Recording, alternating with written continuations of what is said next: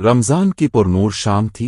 आसमान पर हल्की सुर्खी फैली हुई थी और फिजा में अजान की मुकद्दस आवाज गूंज रही थी। लेकिन इसी लम्हे एक खौफनाक चीख पूरे गांव में गूंज उठी।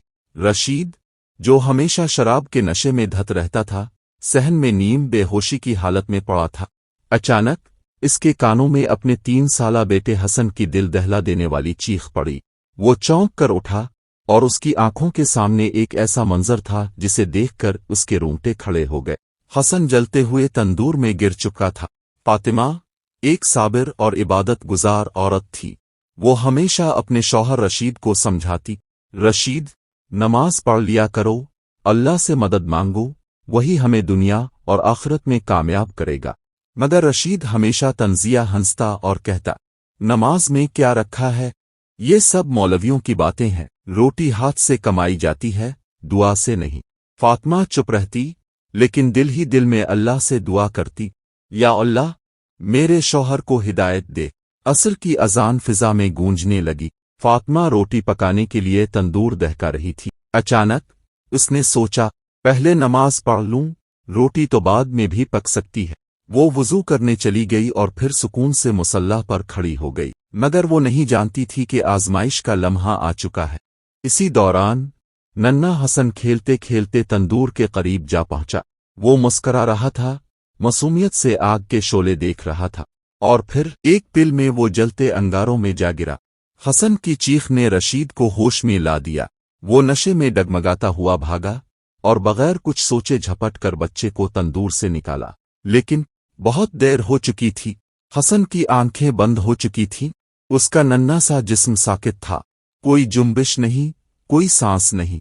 रशीद के पैरों तले जमीन निकल गई। उसने बेबसी से अपनी बीवी की तरफ देखा, जो अभी नमाज खत्म करके मुसल्ला से पलटी थी। देख लिया, वो चीखा, तेरी नमाज ने मेरे बेटे की जान ले ली। अगर ताब मेरे साथ होती तो शायद हसन जिंदा होता। फातिमा के हाथ से मसला छूट गया। इसकी आंखों में बेयकीनी और आंसू थे। वो भागकर हसन के बेजान जिस्म को गोद में लेकर चीख पड़ी, या अल्लाह, मेरा हसन। फातिमा का दिल कांप रहा था। वो कांपते हाथों से सजदे में गिर गई। आंखों से आंसू रवां थे, अल्फाज लरज रहे थे, मगर दिल से एक ही सदा बुलंद हो रही थी, ए अल्लाह, मैं तो तेरी इबादत में थी, ताब जानता है मैं बेकसूर हूँ, मेरे हसन को लूटा दे। अचानक आसमान पर खौफनाक बिजली चमकी। गांव वालों ने देखा कि बादलों में रोशनी का एक झमिक्का हुआ। रशीद के हाथ कांपने लगे, इसका दिल धड़कने लगा, आंखों में खौफ आतर आया। और फिर वो मौजिज़ा हुआ जिसे देखकर सबकी आंखें हैरत से खुली की खुली रह गईं। हसन के होंठ हिले, इसकी सांस लौटी और इसकी नन्ही आंखें आहिस्ता आहिस्ता खिलने लगीं। वो मुस्करा कर अपनी माँ को देखने लगा। रशीद का जिस्म लरजने लगा। उसने पहली बार सजदा किया। वो बिलक बिलक कर रोने लगा। आंसू जमीन पर गिर रहे थे और उसके अल्फाज कांप रहे थे, या अल्लाह, मैं गुनाहगार हूँ, मैंने हमेशा तेरा मजाक आड़ा, मगर ताव ने मुझे मुआफ कर दिया। मैं आज के बाद कभी शराब को हाथ नहीं लगाऊंगा, हमेशा नमाज पढ़ूंगा। इस दिन के बाद रशीद ने हमेशा के लिए शराब छोड़ दी। वो फातिमा के साथ 5 वक्त की नमाज पढ़ने लगा और हसन को भी एक नेक इंसान बनाने का अहद किया। ये वाकया हमें एक ऐसा सबक देता है जिसे भुलाया नहीं जा सकता। अल्लाह हर चीज पर कादिर है। ये कहानी हमें नमाज की ताकत सिखाती है।